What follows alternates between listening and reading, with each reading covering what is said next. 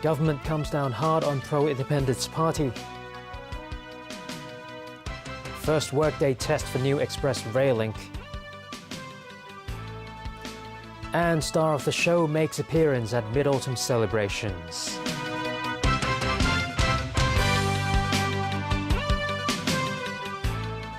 Good evening. The Hong Kong National Party, which advocates Hong Kong independence, was officially banned by the government today. The decision to outlaw the group on grounds of national security was gazetted this morning. Pinky Wong with our top story. Andy Chan's Hong Kong National Party is now an unlawful group. Secretary for Security John Lee outlined the reasons for the government's decision. I cannot ignore the fact that the Hong Kong National Party has repeatedly advocated that he will use all methods, including the use of force. I make the decision myself. Any other things are not taken into consideration. The decision was gazetted this morning and posted outside the party's Tuen Mun office. Under the City Society's ordinance, the security chief can ban a group in the interest of national security, public order, or the protection of the rights and freedoms of others. John Lee explained that the 2-year-old group had executed action plans towards making Hong Kong a republic. The Hong Kong National Party also spreads hatred and discrimination against mainlanders in Hong Kong. Other acts, he said, include the convener's attempt to run for a legislative council seat in order to gain resources and overseas support. Infiltrating the youngsters by running a so-called political enlightenment scheme for secondary students, setting up booths on the streets to raise funds and recruit members, and speaking at international forums. Mainland officials said they have zero tolerance for any organization or activity related to Hong Kong independence. So did the pro-establishment camp in the city. We have to bear in mind that one country, two systems is not a place for advocating something like independence or total self-determination. Pan-Democrats think the government's move is creating political fear.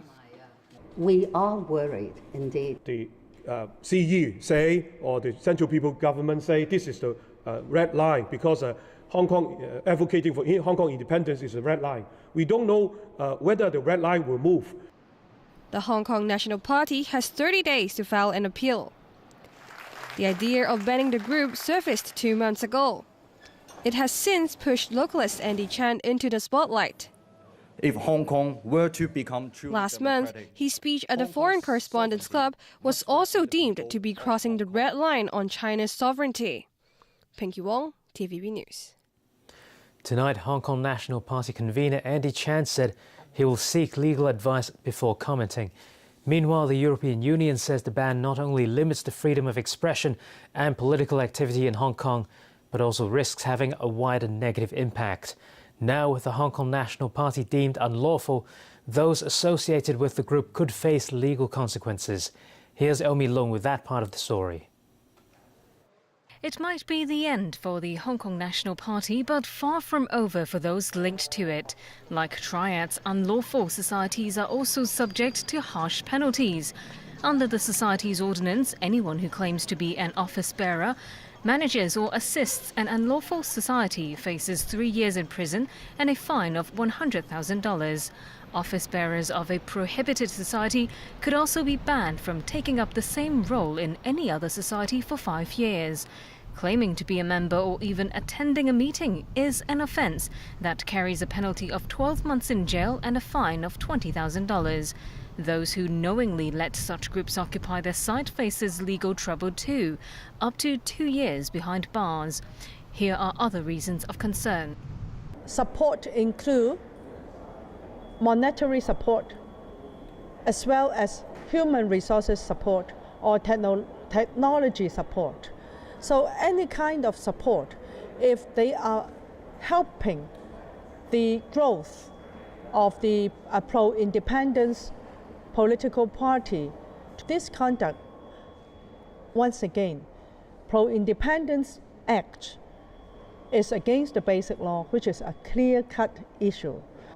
Asked if sharing materials of the Hong Kong National Party online will be seen as aiding the group, another Basic Law Committee member, Maria Tam, said that also depends on the person's criminal intent. El Milong, TVB News.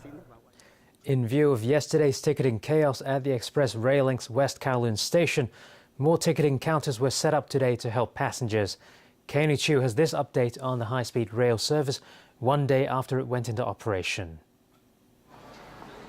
Buckets were placed around the West Kowloon terminus of the Express Rail Link earlier today.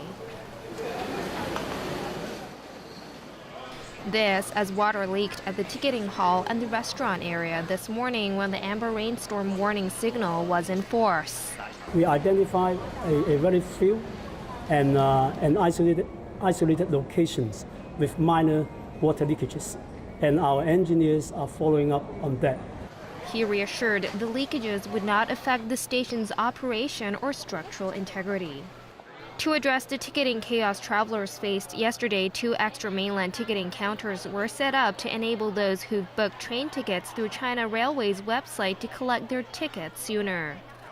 Yesterday, trains were also plagued by a number of issues such as minor delays and hiccups in power supply. The first is due to the inclement weather that experienced between the Guangzhou South Stations and Humen Station. Also a power instability incident that we encountered in the morning. Even so, many travelers still have not been put off.